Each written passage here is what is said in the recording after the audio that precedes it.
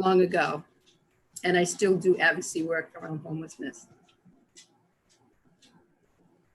Oh, and then I'll pick Isaiah. Hi, I'm Isaiah Reed. I'm filling the seat for representing youth populations on the commission. And if we're gonna keep going, I'll pick Garrett. Good morning, everybody. My name is Garrett Stewart. I represent labor rights. And I'd like to add that some good news. My union has a tentative agreement with General Dynamics, so it's looking like the strike's going to end. Thank you. Reverend Lewis, please. Good morning, Reverend Kenneth Lewis. I represent faith-based community on the commission. Pleased to be here and participate. I will then go to Mulan. Ambassador Dana. Good morning. I am Mullian Dana. I represent the Penobscot Nation on the commission, and I serve as a tribal ambassador there. Good to see you all. I will pick, what do we have left? Ian. Hey, good morning, everyone. My name is Ian Yaffe. I'm with Mano and Mano, here representing an organization that works with immigrant communities in Maine. And I know I'm a couple minutes late, so I have no idea who should go next, but I guess if you haven't gone, you should be next.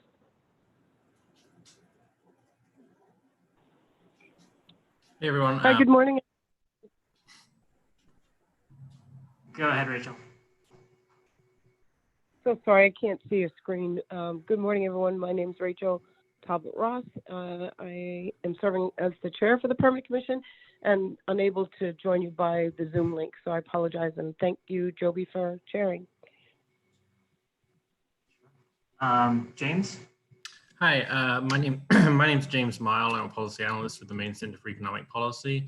I'm here representing an organization with economic policy experience, and sorry for being a few minutes behind. Okay, I think that's all members of the commission, unless I'm missing anyone, or members that are present. And next, I'll ask Cheryl if you can introduce yourself. Sure. Good morning, everyone. I'm Cheryl Davis, and I am the program specialist for the State Workforce Board, Maine Department of Labor, and I'm also providing administrative support for this commission. Glad to be here. Great.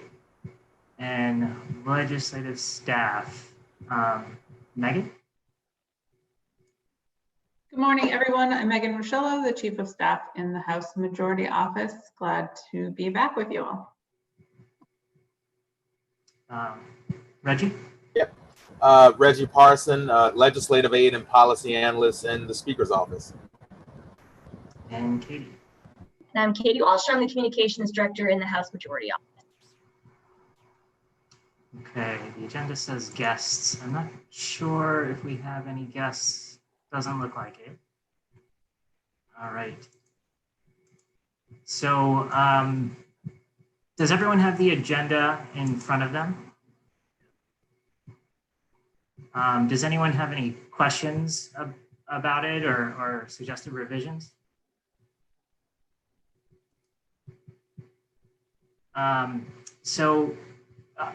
Just like last time, the bulk of this meeting will be going through the list of bills. And just from the conversation I had with Representative Talbot Ross before this, I think I got a little bit more clarity on kind of what we're trying to do as we go through the list of 52 bills that we've been working through. And the idea right now is to kind of just pause at each bill, see if anyone has anything in particular they want to say about it, given either their work in their subcommittee or any other knowledge they might have about that bill. And then our job then is to do a quick up or down, meaning do we want to keep it on the list for further discussion? Not for today. Today we're trying to just do quick up and down so we can get through the list. And then I'm not exactly sure about the rest of the timeline, and I think we'll hear a little bit more about that in just a bit. But for today's meeting, the idea is to do this relatively quick up or down on the rest of the bills on the list of 52, and then to discuss, excuse me, potential reconsideration of any bills that any of us would like to raise. So that would be bills that are not on the list of 52 that any members of the commission feel strongly should go back on the list. And again, it's the list for further consideration. We're not coming up with our final recommendations today. And that said, I will ask Representative Talbot Ross if you have anything to add. Does that reflect correctly what you were thinking? Yes, it does. Thank you, Joby. Great. And then my next question is for Megan or anyone from legislative staff. I see here there's on the agenda meeting schedules / timeline. Where did any of you wanted to talk about that before we got started, or did you want to wait until we finish going through the list? Yeah, I think I could talk about that now, just to kind of give you all a frame for where we are with things with the legislature. So I'm sure as you've seen and read in the media, we do not have agreement between the legislators, Democrats and Republicans, to call ourselves back in for a special session. There is still the possibility the governor could call us back in for a special session. There is no timeline or anything around that at the moment, but because it is a possibility and would be something we would hope to do in the very near term, it would be very helpful to have at least what this group recommends for the 129th legislature if they were to return for a special session, those recommendations ready by the end of next week. And that doesn't mean the full report has to be ready or whatever recommendations there might be for the 130th legislature or more long-term sort of thoughts and process finished with that. But really, if there were some core recommendations about bills that the legislature could take up if it were to return for a special session, and that is a really big capital if, then having that information by the end of next week would be most beneficial, we think.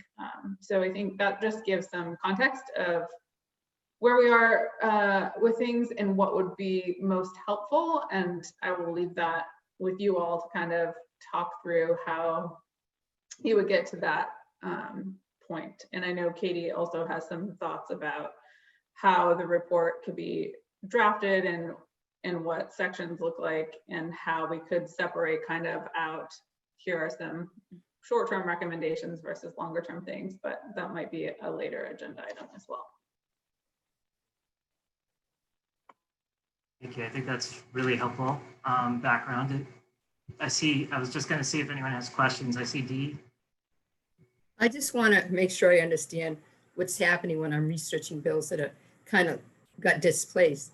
That if I look it up and it says it's held over for special session, if that happens, then should I not be worried about that bill? Because that is definitely going to be on their agenda or not necessarily. So bring it back here. Does anyone from legislative staff want to take that?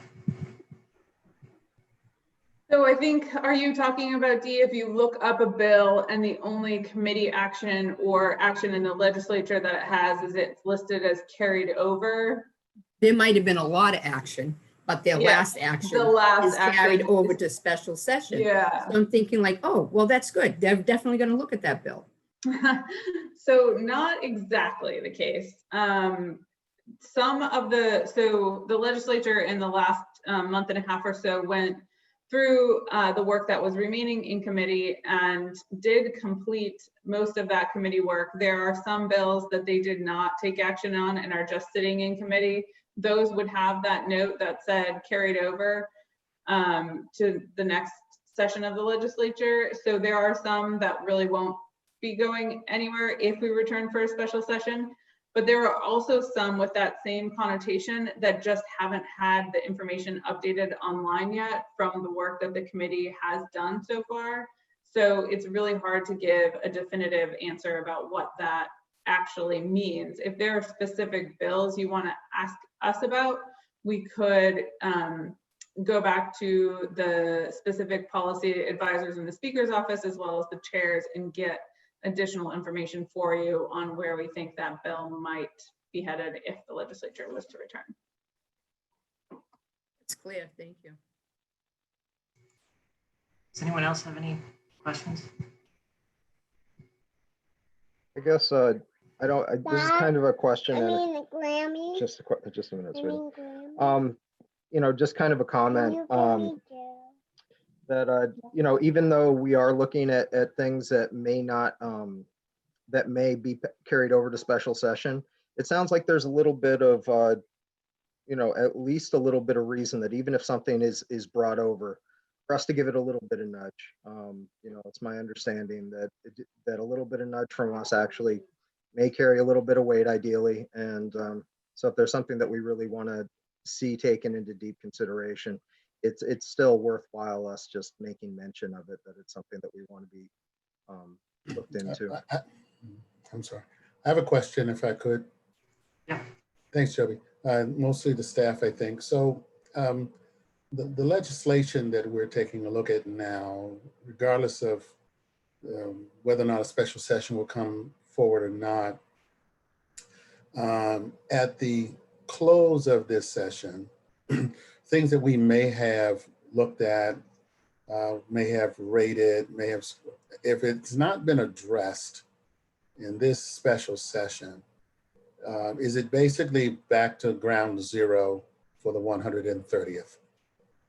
Yeah, so at the end of this 129th legislature, any bills that haven't been finally disposed of would die when the 129th legislature ends. And the 130th legislature could, members could resubmit those bills for the consideration of the 130th legislature. And I would think with, I think people would be very likely to submit them possibly closer to the position that they were in the end in terms of made progress discussing edits and amendments and things to bills. So it's possible that some of the work that has been done in this legislature would be already started for the 130th, and people could start from where they left off or could go back to the beginning. So I think the only place where that becomes challenging is bills that were sponsored by members who are either termed out or who don't win their reelection, and there would just have to be a different person found to become the sponsor of those bills. So from that perspective, some of the work we potentially are doing or could be doing is pre-work for the next session. Exactly. Yeah. Okay. Just wanted to make sure that that was clear. Yeah, and I think that is very helpful work too, if there is during this time some ability to say, here are the things that the 130th legislature should make a priority, and here's why. I think that is very, very helpful information to pass along in the report that you all produce. Thank you. Does anyone else have any questions?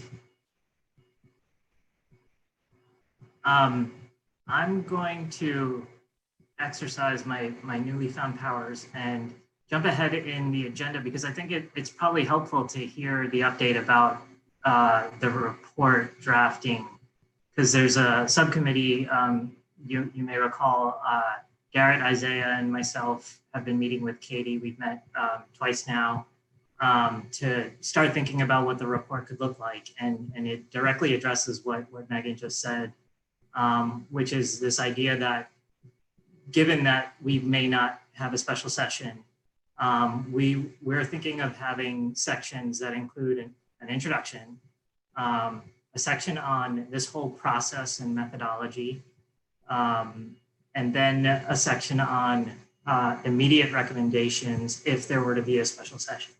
So if you were to come back into session, pass these bills right now, according to us, the Permanent Commission. And then we're thinking of having another section after that that is more forward-looking, talking about kind of laying the groundwork for the 130th or future legislatures beyond that. Sharing, it could be, I think this is still flexible, and I think we should discuss this at some point as a commission. but we're thinking of anything from policies that we generally really support as a commission, but weren't in the form of a bill that's ready to pass right now. Or it could be about different themes, about criminal justice reform and things that we would like to see, for example. I think this, we just engaged in a very specific bill review process. So we may want to keep it related to bills somehow, like talking about, there were a lot of bills related to healthcare, for example. And even though none of them are poised to pass in the special session, we think XYZ policy ideas should be considered for a future session. This is me just thinking aloud of what this last section could look like. So does that capture it well, Katie, Garrett, Isaiah? Yep. Or Sounds good. am I missing anything? I feel like I'm missing since I did it off the top of my head. That sounded about to sum it up for me. Okay. Does anyone have any thoughts or questions about that? Does that sound okay to everyone? I guess I do have just kind of a question that, and this kind of goes back to a few, I guess a few sessions ago where we were talking about how we were going to represent ideas. And are we looking at what topics we want to be focused on, or are we, when we're talking about setting the tone for the next session, or are we actually talking about specific legislation that we want to see implemented? Just, I guess the scope is kind of what my question is. It's a great question, and that's a question I have that's outstanding for my own thinking. I don't know when exactly we have the time to discuss that. I don't think we do this meeting since we're trying to get through the rest of the bills, but I think that is a decision we should come to together. And I'll just add, as part of the timeline piece, that our goal so far as a subcommittee has been to get the introduction and the process section, since those are the more generic sections, in a really good place, and we do have drafts of those. All of this you all will see before it's final.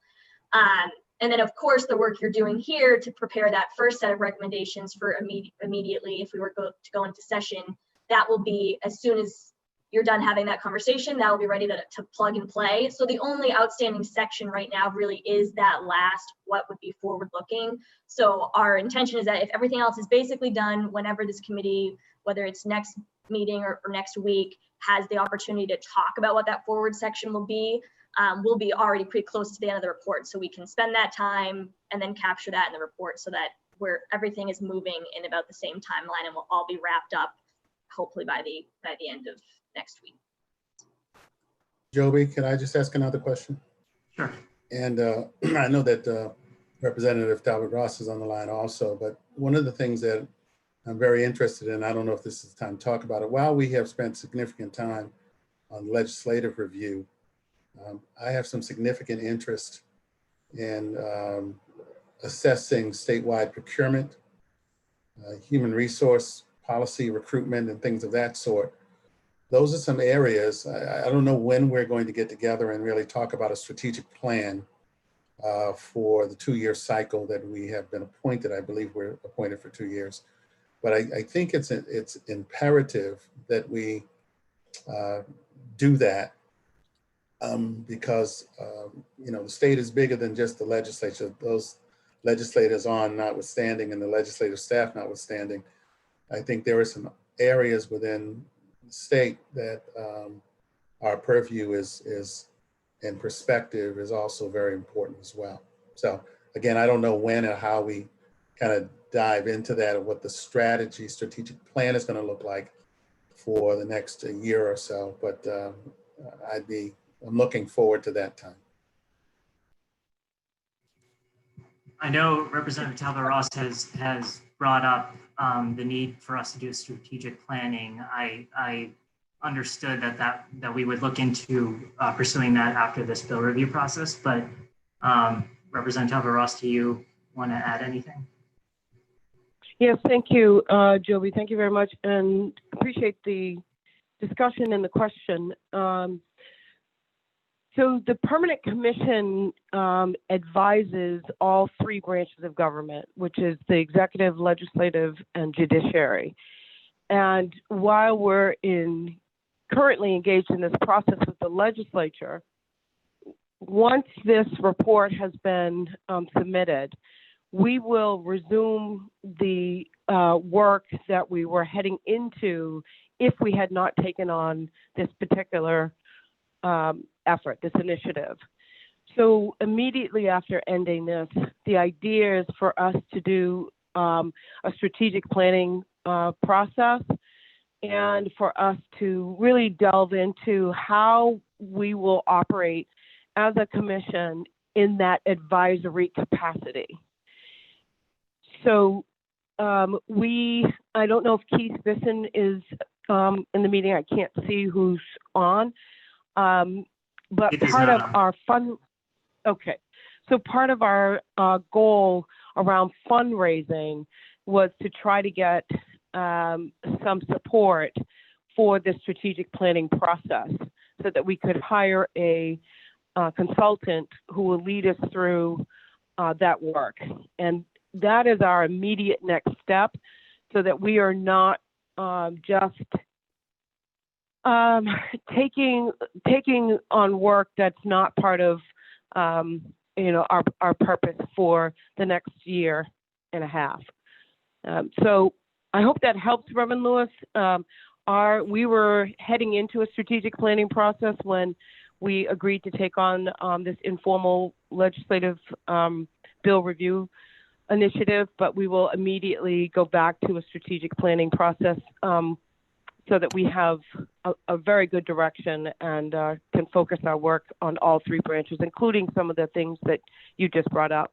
So thank you, Representative Talbot Ross. That echoes the conversation that you and I had privately. I just wanted to make sure that for the sake of the commissioners as well as the public, there was not a sense that we were just going to continue to read bills, that we had a much broader goal and perspective. And so I'm grateful to hear that and look forward to that opportunity.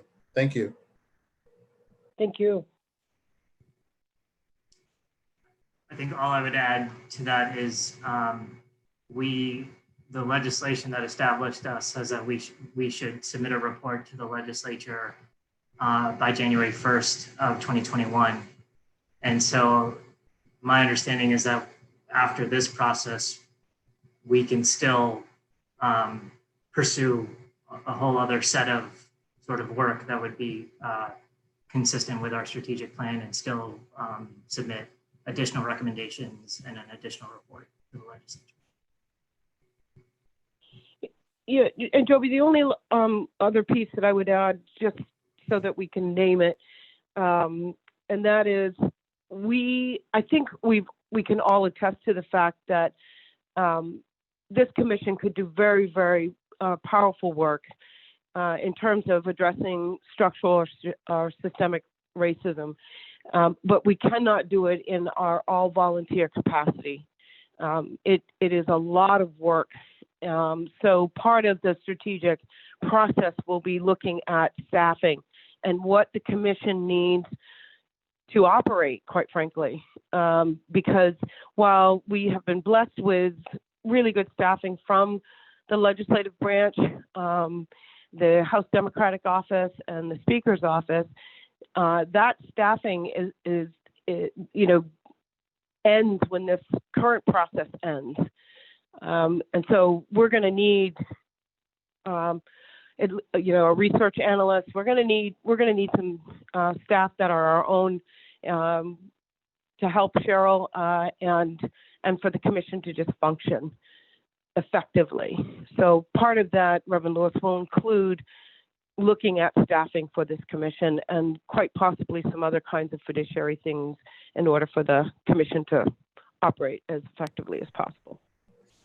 Thank you. I was nodding my head and realized you can't see me nodding my head. So thank you, Madam Chair.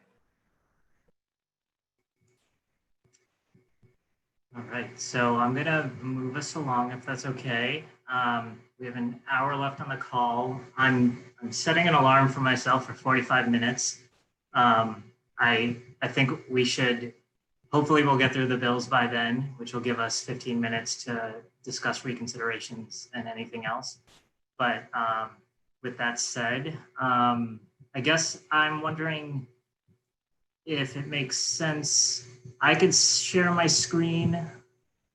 Probably that makes sense. Let me do that. Well, if I'm allowed to.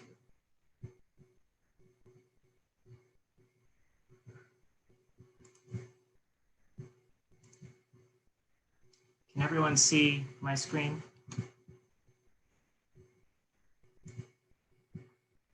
so I am on the master list. I'm going to jump back and forth so that I could also look at the titles. But I believe we left off last time at LD 1426. And I don't have, because I'm looking at the spreadsheet, I can't see all of you. And so I just request that folks chime in, with your audio if you have anything to say. But LD 1426, let me see. I mean, I know this bill actually very well since I've worked on it, but I'm just pulling up the official title. It's an act to increase protections for land installment contracts. Before I say what I know about the bill, is there anyone else who has anything to share about this bill? Any thoughts about it?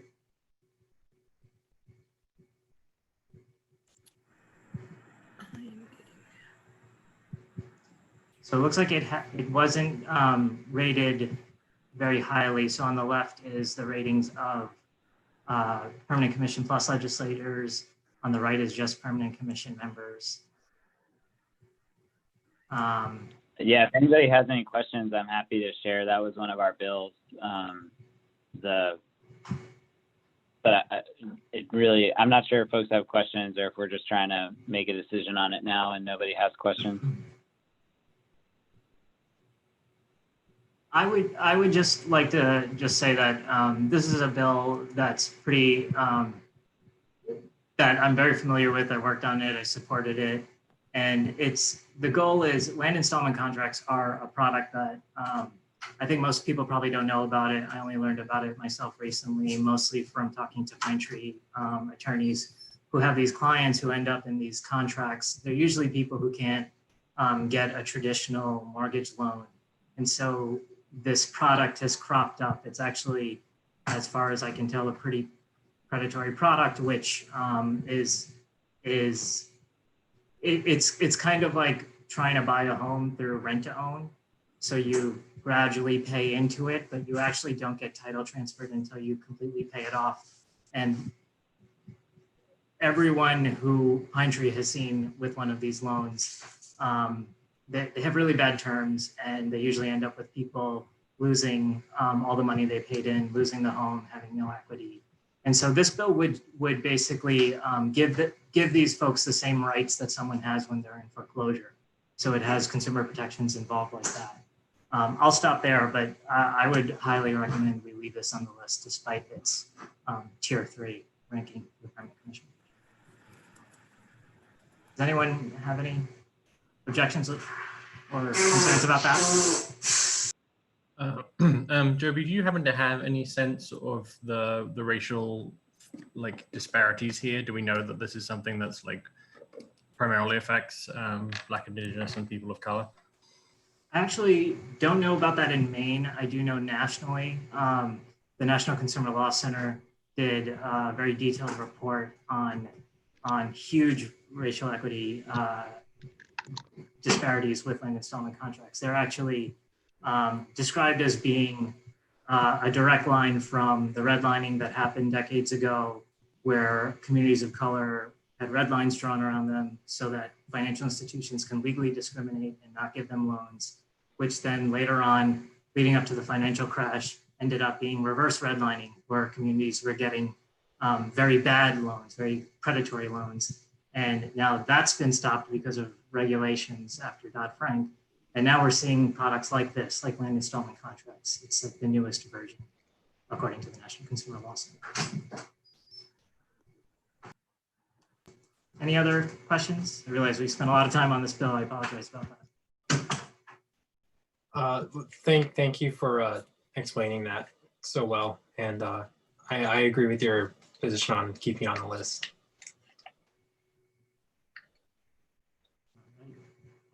All right, I'm gonna keep it on the list and move on. Thank you, Isaiah. Thank you, everyone. Next bill is LD 1466. Okay, 1466.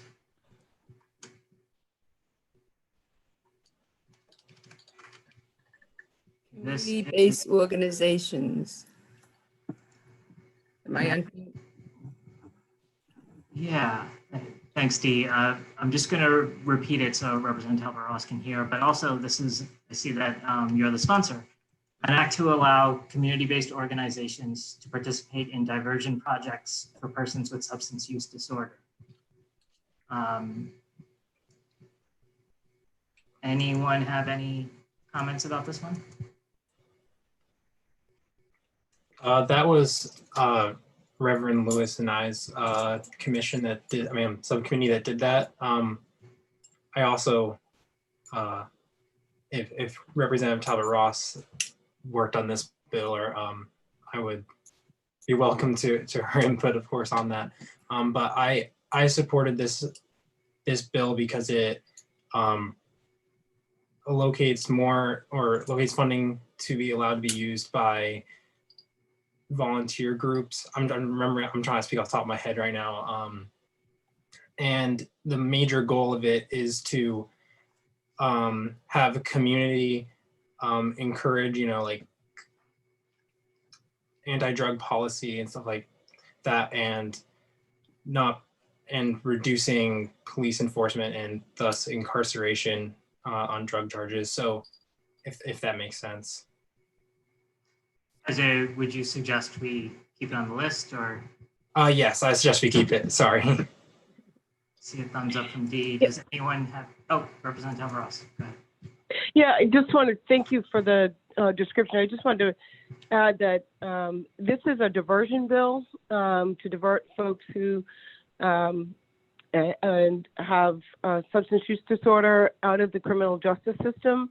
And so LEAD is law enforcement assistant diversion, and it comes out of a model from Seattle, Washington, that we've actually been using in Portland under the then leadership of Portland Police Chief Mike Shostak, who is now the DPS commissioner.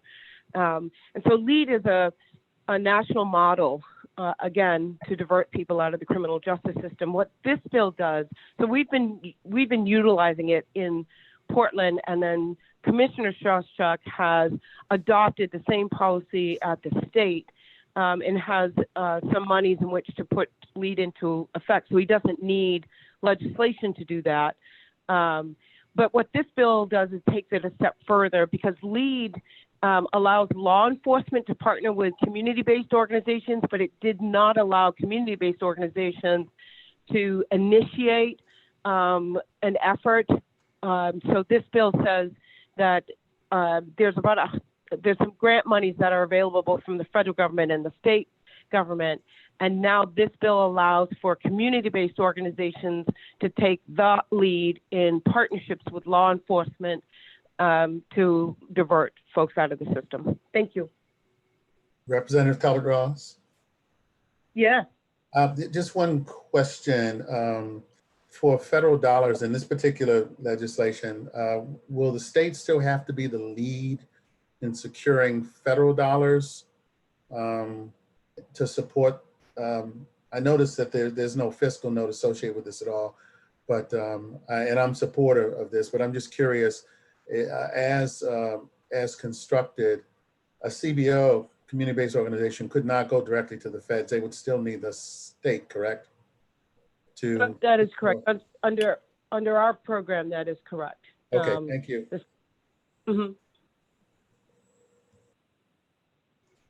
Okay, I I know we're not doing formal votes, but I suggest we keep this. Does anyone have any concerns with that?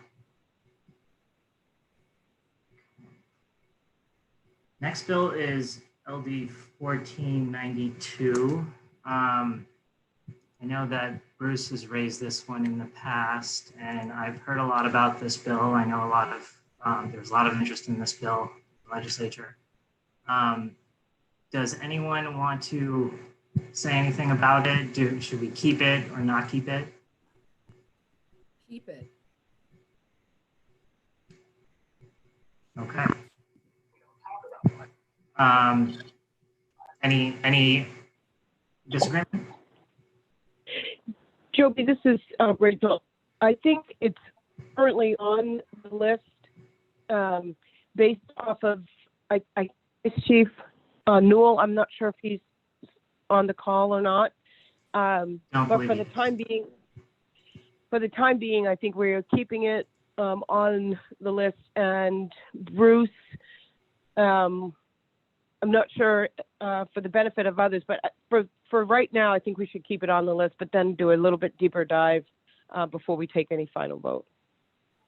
Yeah, I mean, I'll reiterate kind of what my concerns were, but I also agree that it should stay on. I think the spirit of it is fairly important, but I think, I think looking at the way that there are disproportionate, incarceration of people who are charged with trafficking rather than just the users. This bill has gone from impacting the way that trafficking has been enforced to being solely about users and individuals who are seeking treatment. So yeah, I would just like to see it. I would like to see the original focus brought back in, but for now we're still yeah, I would say we still keep it on because at least the original intent is still important. Great. Thank you for the additional background. The next bill is LD 1539, an act to provide Maine children access to affordable health care.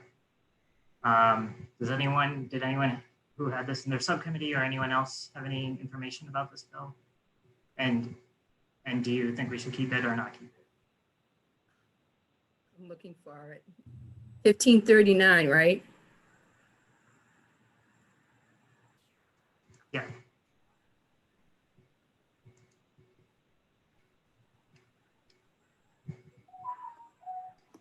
I can add a little I didn't think it was in my committee, but from what I know and what I've looked at about the bill, I think it's still worth keeping as a bill. As far as I understand, the amended version is much less impactful than the original would have been. Originally, it was going to expand eligibility basically for the Medicaid program for children in Maine. It no longer does that by including some upper. It was going to increase the federal poverty level limit. It no longer does that. It no longer includes, has the state pay for people who wouldn't qualify for federal programs, mostly undocumented immigrants. But what it does do right now, but I think it's still somewhat valuable, is it eliminates the 3-month waiting period and premiums that some folks have to pay in the program. So I think that's still something that has a positive racial equity impact, even though it's relatively small compared to what it might have been. Thanks, James. Do you think we should keep it, James? I would say so, at least for now. Yeah. If that's okay with everyone else, I'll move on unless anyone has any closing thoughts. All right. So next is LD 1572. I believe this is another one of your bills, Representative Talbot Ross. It's an act to enact the Maine Fair Chance Housing Act. I'm familiar with the bill. It's a fair chance policy, meaning that for people who were formerly incarcerated, the purpose of the bill is to give them a fair chance at receiving housing by taking away the question from an initial application that asks whether or not they've been incarcerated.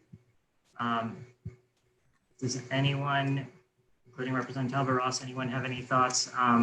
I think it's worth keeping it. I think it's a really important idea. I know that the bill's been amended several times, but I think the idea is worth considering.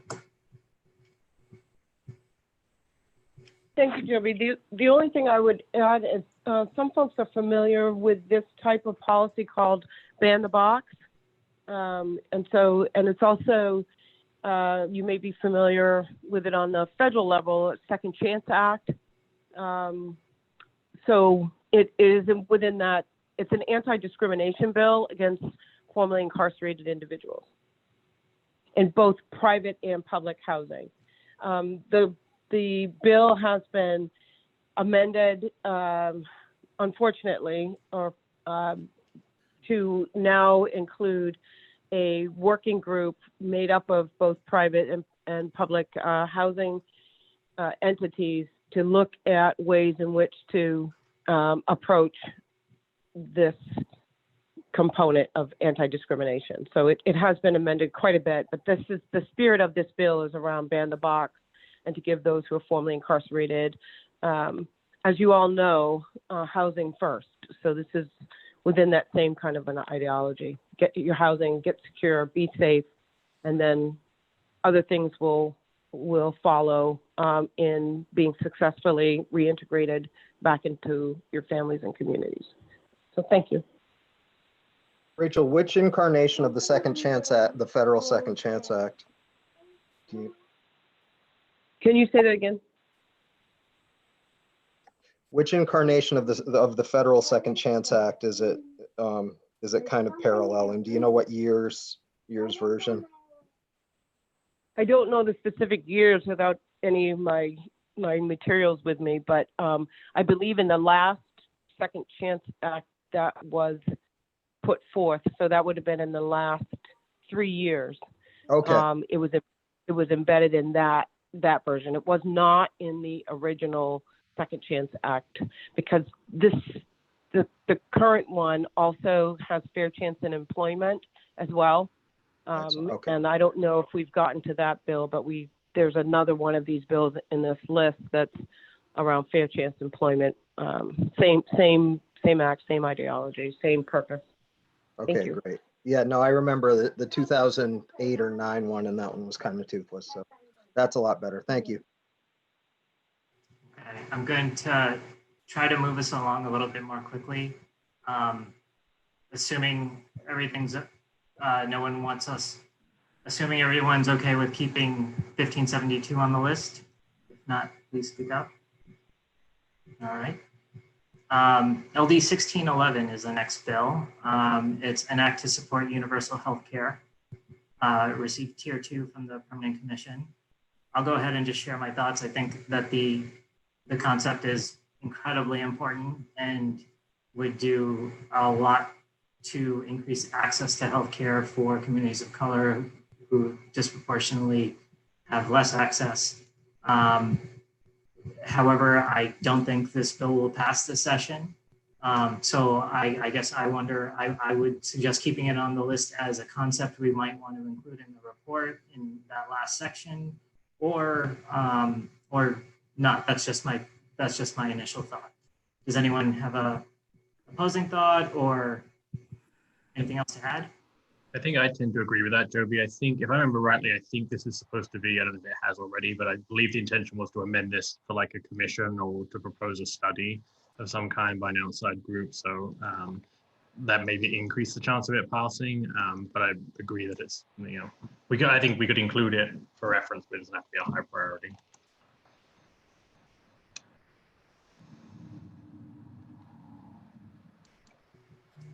Okay. Thank you, James. Next is 1684, which is an act to clarify the right to counsel for juveniles and improve due process for juveniles. Again, trying to move us through quickly. I have heard from my colleagues at the ACLU that this is a bill that they think is very important for criminal justice purposes, would certainly have a disproportionately positive impact on youth of color. I think we should keep this. I wonder what others think. Absolutely. Am I on mute? This is Rachel. This is an extremely important bill for our young people. It talks about ages in which you can incarcerate a young person, as well as their right to counsel through all of the process. And it will definitely have an impact on our young people. I think it's an extremely important bill, and I'd like to see it move on. Yeah, Thank you. Okay. Next is 1689, an act to address the opioid crisis through evidence-based public health policy. Does anyone have any thoughts on this one? Keeping it or not keeping it? Maybe what I wrote.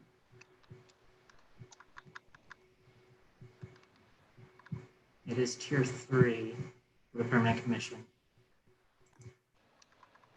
It's tier 2 when you include legislators.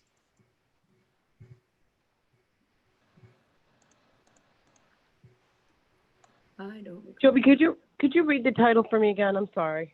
No problem.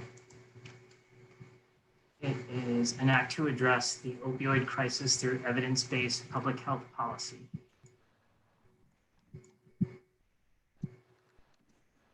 Yeah, so this is another one of those bills that we've been talking about that overall have we know will have an impact, a positive impact, but without any real specific data. I think James had talked about this in the past. Bruce certainly has brought this up, but without any real specific understanding about of the data associated with this, it falls into the same category as 1492, and there were a couple of other opioid-related bills.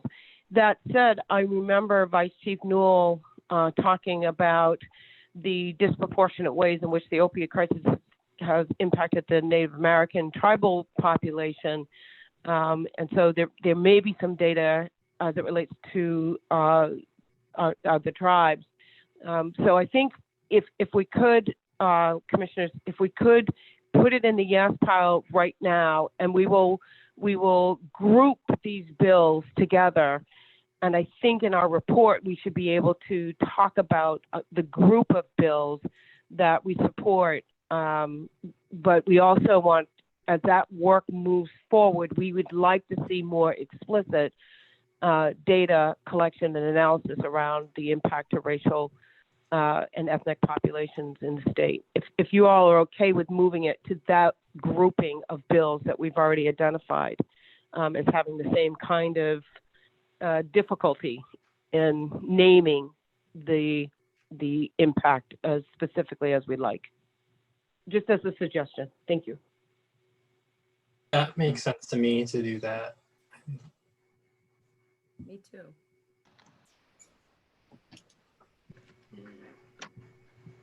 All right, thank you. Joby, one quick note for Cheryl. Cheryl, I wonder if for the minutes you can record on this particular LD the need for us to receive any data that we can get related to the Native American population. So that means maybe reaching out to Wabanaki Public Health or some of the tribal organizations, unless Ambassador Dana is on the phone, or either one of our vice chiefs or Chief Sabatis. But if we could really understand this in terms of any data that's available to us, could you make note of that in the minutes, please? Thank you. Yeah, I am here, Rachel. Thank Noted, you for that noted, suggestion. Representative Talbot Ross. Ambassador Dana? Yeah, I just wanted to let Representative Talbot Ross know that I'm here, and thank you for that suggestion. I think that makes a lot of sense. Great, thank you. The next bill on the list is LD 1703, which is an act to improve consistency in the Maine Human Rights Act and related statutes. I apologize for the work happening outside my window. I know that this bill was in my subcommittee And I'm just going to read briefly from the assessment done by one of the members of our subcommittee. It says, how does this legislation create more anti-discrimination protections for racially marginalized populations? This bill amends the Human Rights Act in several ways. It would prohibit discrimination based on actual or perceived race, color, sex, sexual orientation or gender identity, physical or mental disability, religion, ancestry, or national origin. My recollection from looking at this bill is that it seemed like a really impactful bill to me personally. I would suggest keeping it unless anyone has any additional information. I agree. Joby, this is right. It's the LD is 17 what? Is it 03 or 30? 03. 1703. The only thing I'll mention about this is in its original form, this bill actually extended access to the Maine Human Rights Commission for discrimination against currently incarcerated individuals. They right now they are barred from filing any claims of discrimination against the state, against the Department of Corrections. And so this bill would have done that. The governor, it passed the House and the Senate. It went on for signature. The governor would not sign the bill with that included in it, and so it would have been vetoed. So the bill had to be amended and have that section taken out of it. I do think we should give a thumbs up to it because it's the Maine Human Rights Commission. But in the 130th, again, this is something for our notes. We really need to be looking at access to justice for people who are currently incarcerated. So I'll just add that so we can make note of it in our report if everyone agrees. Thanks. Thank you. I'm going to move us along. We're keeping that one. Next one is LD 1709, and that's an act to amend the act to implement the Maine Indian Claim Settlement. It's tier 1. I assume we want to keep it, but does anyone have anything that would oppose that? Maybe Ambassador Dana or Representative Talbot Ross, you can help us with this. Is this one that's been amended to include some of the things that were originally in 2094?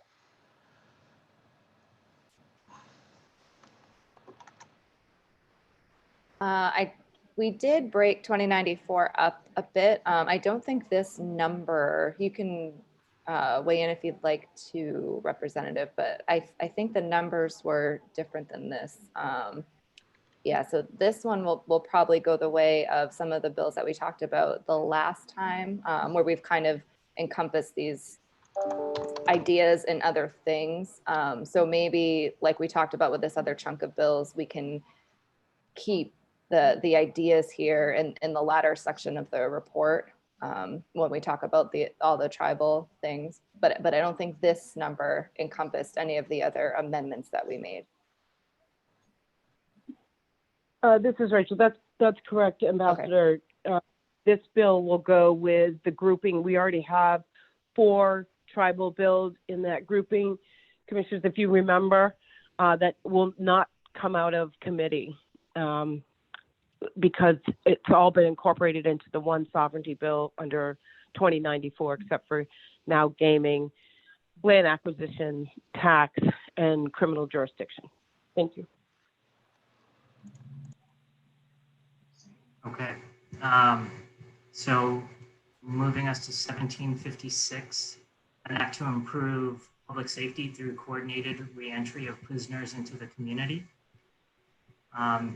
This was a tier 1 for the commission. Any reason why we may not want to keep it? Okay, I'm going to move us along more quickly because it would be really great if we can get through this list today, and we're almost there.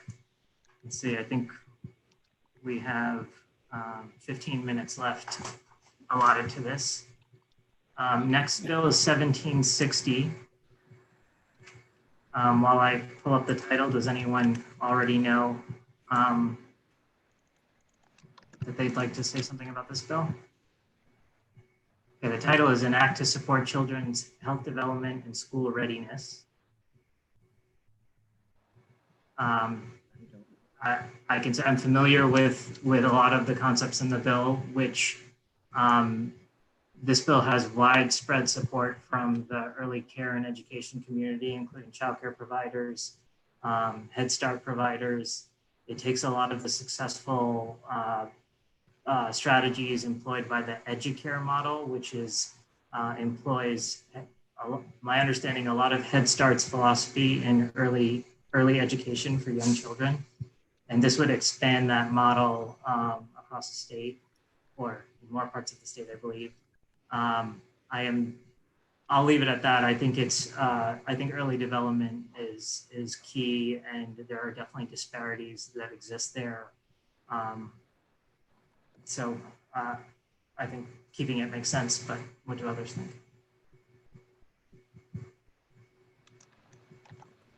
I agree. I say we keep it for now.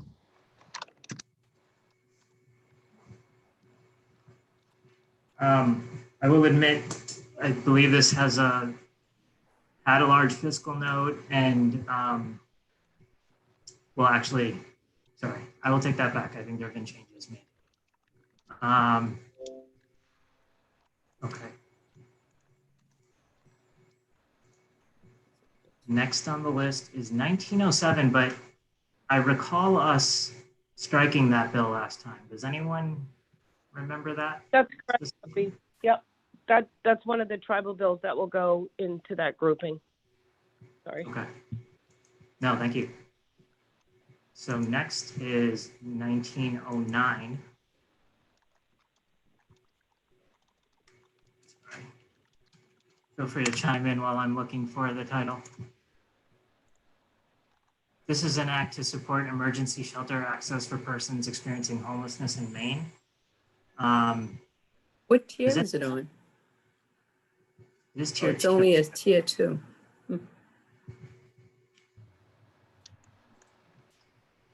It is one of the first ones that addresses homelessness that I can recall.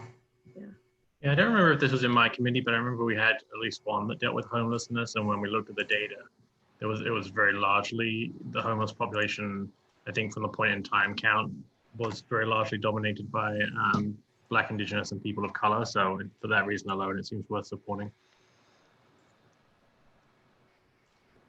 Does anyone have any reason not to? I do want to acknowledge we're basically keeping everything, which is. Oh, it's good stuff. I do have a question around the homeless population, and this might just be anecdotal. But when I speak to providers and I ask them what the racial makeup is of the individuals who are seeking assistance, they tend to say largely Caucasian. So in that number, if the numbers are saying that it is disproportionately people of color, I guess what that would indicate to me is that there's some barrier. There's a reason that individuals of color are not pursuing those services. So I guess that's something that I would just like noted, that maybe it might be good to do a deeper dive into the disparity between who's seeking services and the actual numbers that are represented in the field. It's a great note. It makes good sense. I'm sorry, did I cut somebody off? No. No. I was just going to add to that. That goes to the big issue about data collection. There's going to be a need for some significant data collection tools for us to have good data to make good decisions on for populations, for racial ethnic populations across the state. Great. Yeah. I guess it's kind of minor, but I'm just going to throw it out there. The type of work I do, I meet an awful lot of women of color who do not access the recovery channels that are out there, nor do they outreach them, nor do they access any anti-trafficking services until I hook them up to it, because they're not being outreached.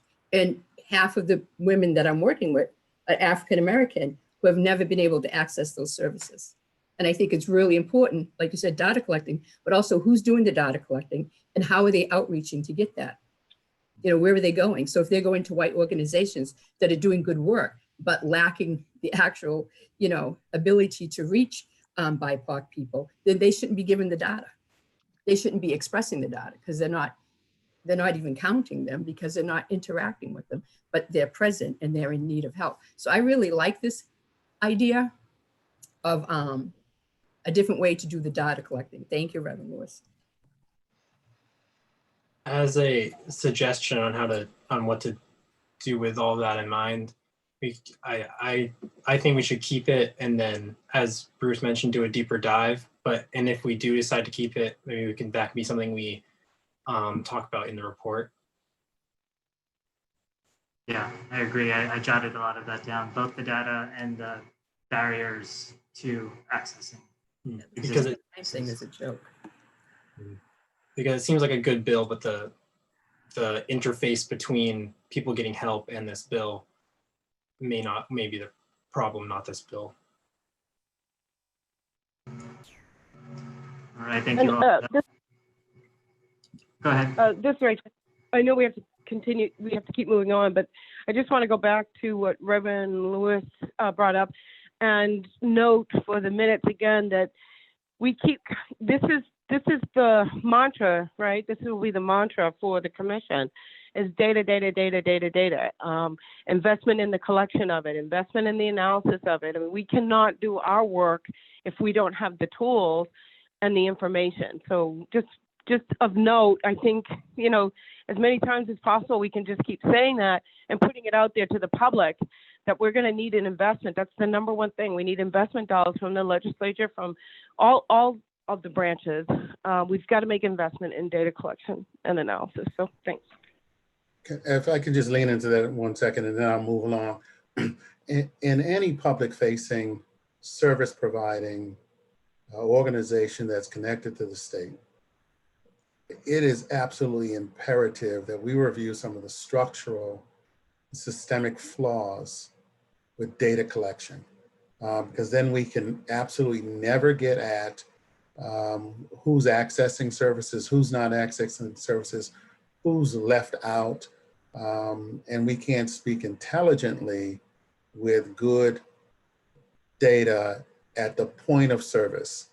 And so I would just continue to harp on the fact that we have to take a look at some of these structural issues with state providing services to the general population, but more specifically, the Black and Indigenous and ethnic populations.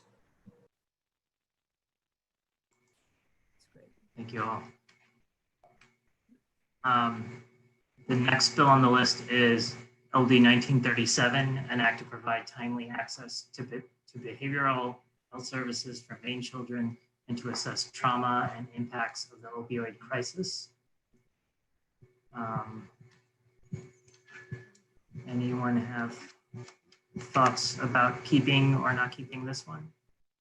Looks like I think we could keep that and put it in the same bucket that sort of primarily deals with substance use and opioid use particularly, and for the review of whether we think that's how we want to frame that.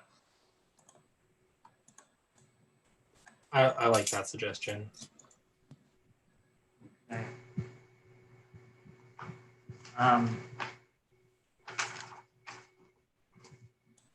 So next on the list is 1955, which is an act to promote cost effectiveness in the Maine Care program and improve the oral health of Maine adults and children. I have to admit I'm biased on this one. This is a high priority for me, equal justice. It would expand full dental coverage for people who receive Maine Care. And the basic premise is dental care is health care.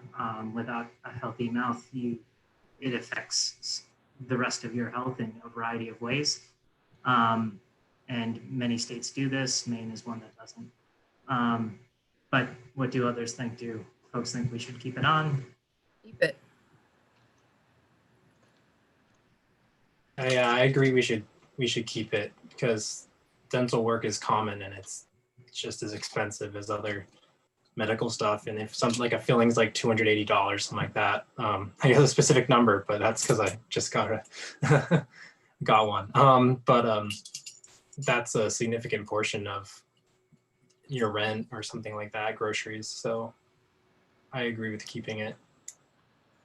I think it was some group I was talking to, I don't remember which group, but they said the whole idea of SNAP is to be able to eat healthy food. If you don't have healthy teeth, you can't eat the healthy food. Yeah.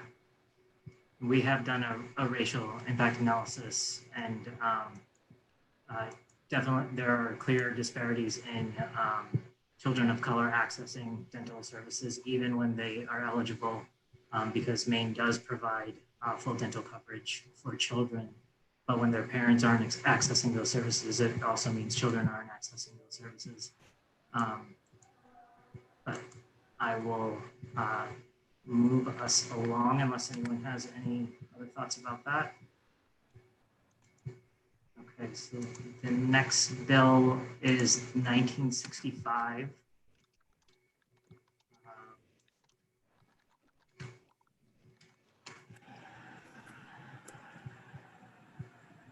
This is an act to set a minimum wage for school support staff. While I generally support the idea of increasing minimum wages and ensuring education staff and support staff are well paid, I'm not convinced this is particularly well targeted unless someone has information to the contrary. So it feels more like a broader progressive bill than one that particularly helps racial equity.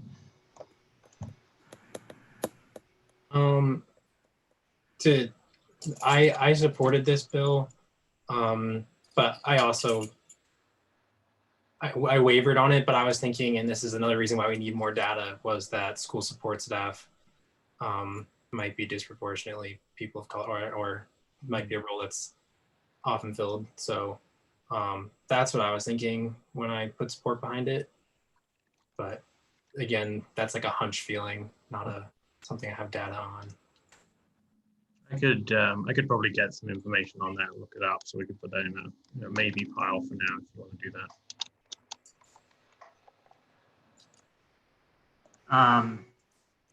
So maybe. Joby, this is Rachel. If you don't mind, what's harder and harder for us to do is to take bills like this and put our full weight behind them. So I think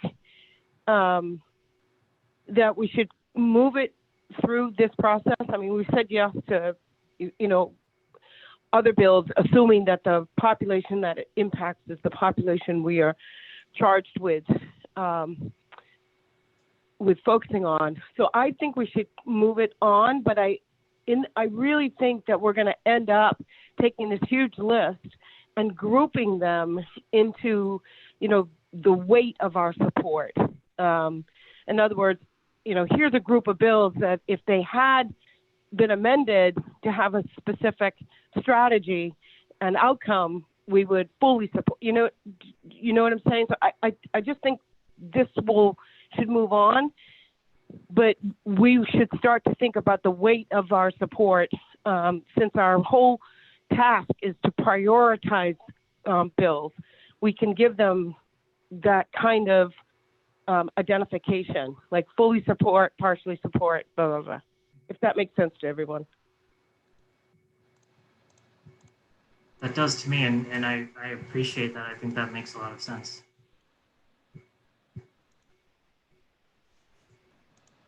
Okay, I feel like we're actually doing okay on time. Oh, I'm wrong.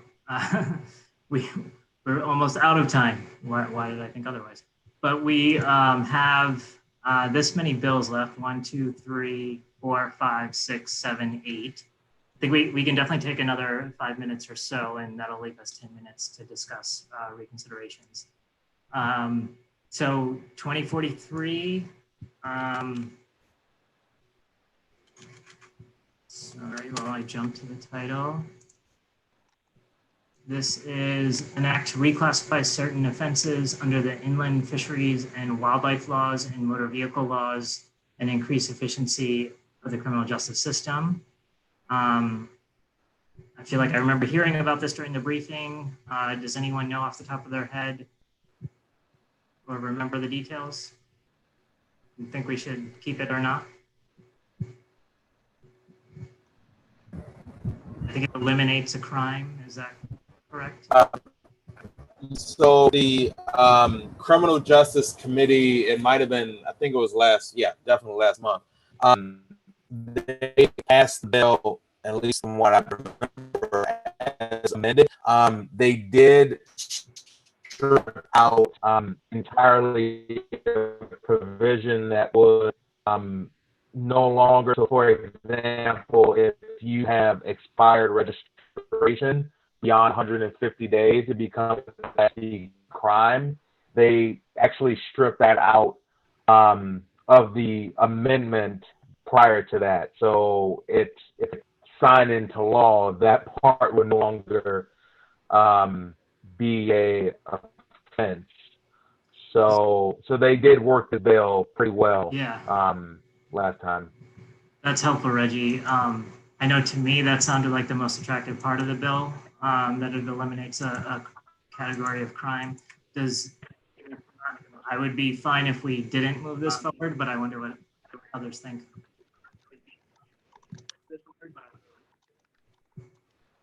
This is Rachel. I'm not inclined to move it on. I do want to eliminate crimes, but that's not our focus. I mean, we have to do this racial equity justice. I don't see how this meets that mark. Yeah, I tend to agree from a racial justice perspective. I agree with everything said. All right, I'm gonna move on. Feel free to chime in if you think otherwise. Moving us on. Yep. 2085 is an act to ensure access to sexual and reproductive health care and education in all Maine's jails and state correctional and detention facilities. I think this is an important one to keep on. Does anyone have any other thoughts or knowledge about the bill? Considering that we're Absolutely need it. Should be high priority for us, I think. Okay, what's left on our list? We have 2086.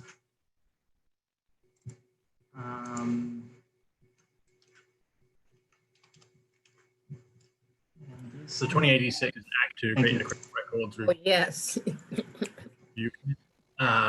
Which to me seems very important. I lost track a little bit, I have to say, of all the different sort of like attempts to figure out ways to either expunge or seal criminal records. But this one at least sounds promising to me. I don't know if anyone else has other background on it. You were breaking up, so I couldn't really understand what you said. I'm sorry. I'm sure you said something important. Oh, I was just saying I think this is a good bill, basically. Representative Talbot Ross, I know that this is an issue that you have worked on a ton. Are you familiar with this bill, and do you have a sense of whether or not we should keep it on? Yeah, I do. I know we're short for time, but we've got several criminal records review bills.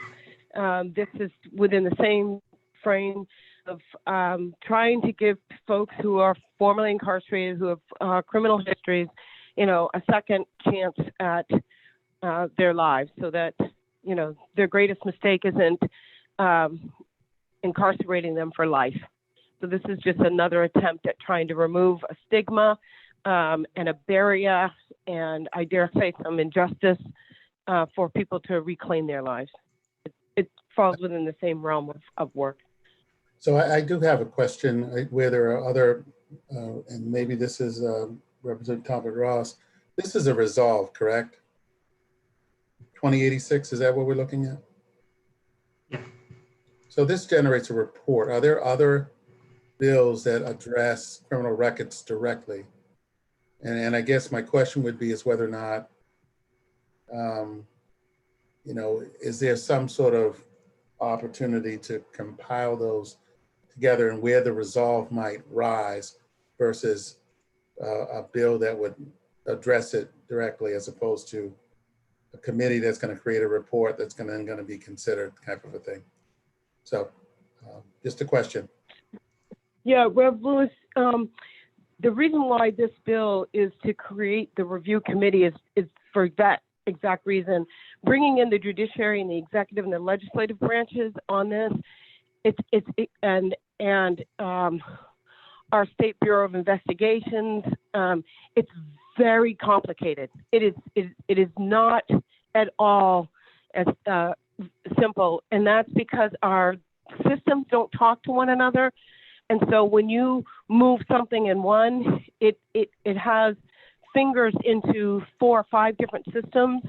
And the only way to think about all of these bills is to form, you know, a stakeholders group that can figure out how to put one foot in front of the other.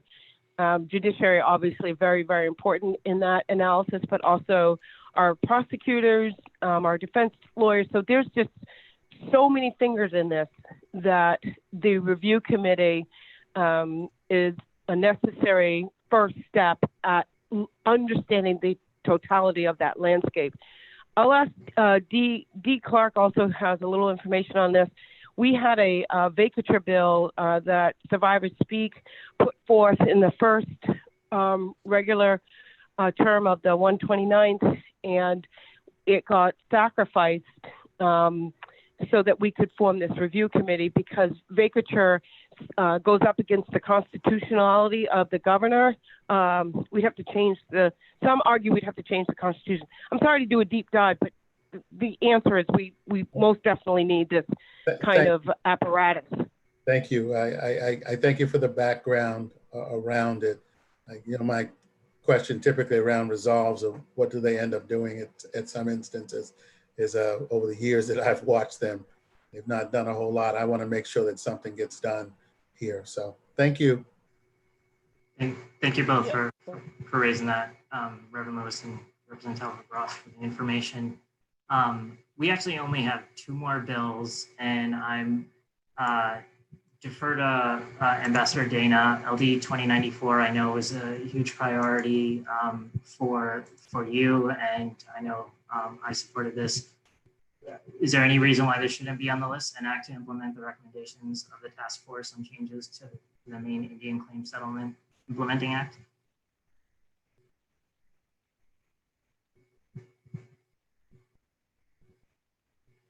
Ambassador Dana, in many ways, can't see. Yeah. Oh, maybe I think she had to leave. Okay. Any reason why we shouldn't keep this one on the list? this is the, you know, part of why we exist is for a bill like this, is to bring this type of work forward. So it's there's only reasons to keep it there. I can't even imagine a reason not to keep it, but hopefully everybody agrees.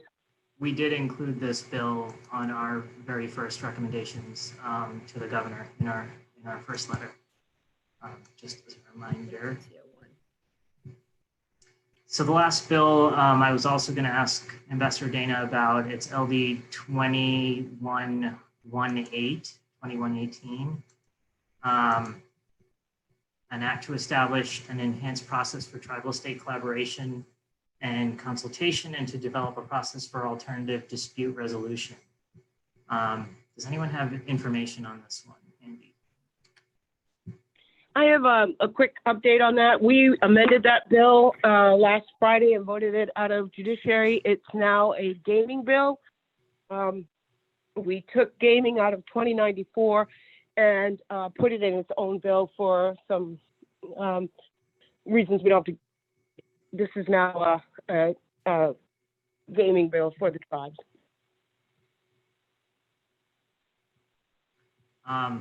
I would like to keep it. Does anyone have any other thoughts?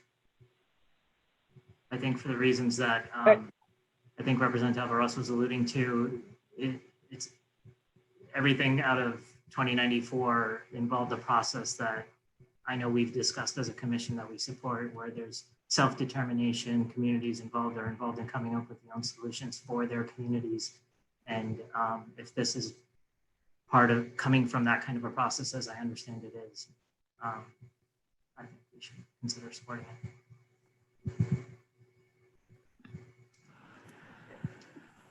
All right. So we managed to get rid of one bill. I will go ahead and make a suggestion before, well, actually, no, we should talk about reconsiderations. We only have 4 minutes. I would want to ask Representative Talbot Ross in particular, but because I know that you helped create the agenda, should we carry this conversation over to our next meeting, the reconsideration conversation? Yeah.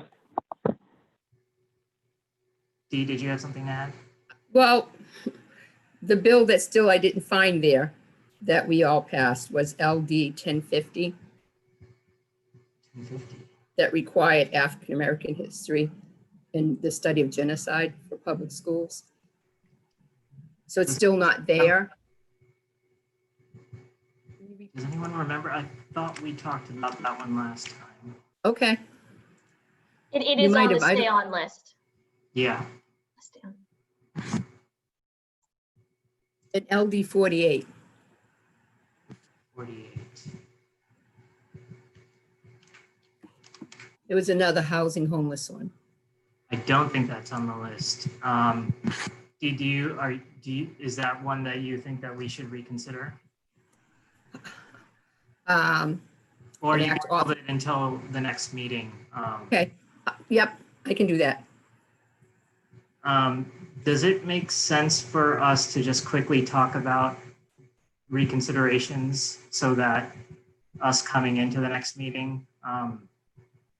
So Representative Talbot Ross, let me know if you think this doesn't make sense, but because the idea behind a reconsideration is that if there's any bills that you think are really important and that just slip through the cracks through this process, that should be on our radar before we make our final recommendations.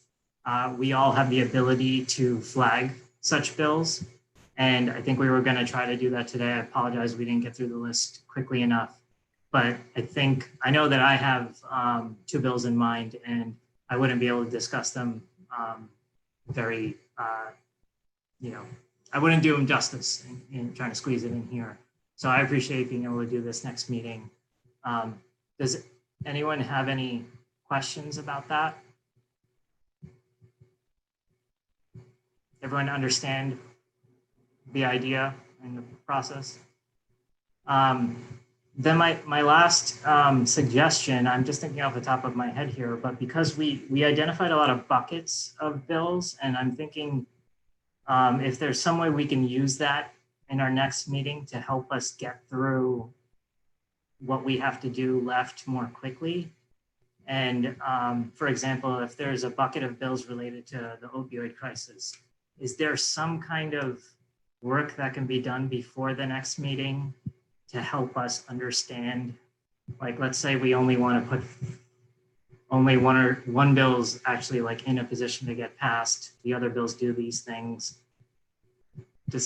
I'm kind of thinking aloud, just to some kind of summary around these buckets so that as a commission, we can come at this and say, in criminal justice, in tribal relations, we have a sense of the full picture and can choose more quickly which bills we want to prioritize. Sorry that that's not very well thought out, but I'm just throwing it out there. I think that's great. Definitely. I agree, Joby. Yeah. Good way forward. Good. Is it possible that our staff that's here with us, that's been really generous anyway with their time, could sort that out to put, here's all the opiate ones, here's all the ones that pertain to criminal justice reform, or, like a couple of categories. And then we get to look at them in the category and see how similar or how this one bill might help, pretty much many more than just that one bill itself. Sure. Yeah, we can work on getting the final list of what we've kept on this day on, and then we'll try to bucket them out. So that helps you on Friday. Yeah, cool. Okay. Thank you very much. Thanks for all you've been doing on such short notice. Yeah. It's cool. All right, we are at time. Rachel or anyone else, are there any other announcements or anything to make?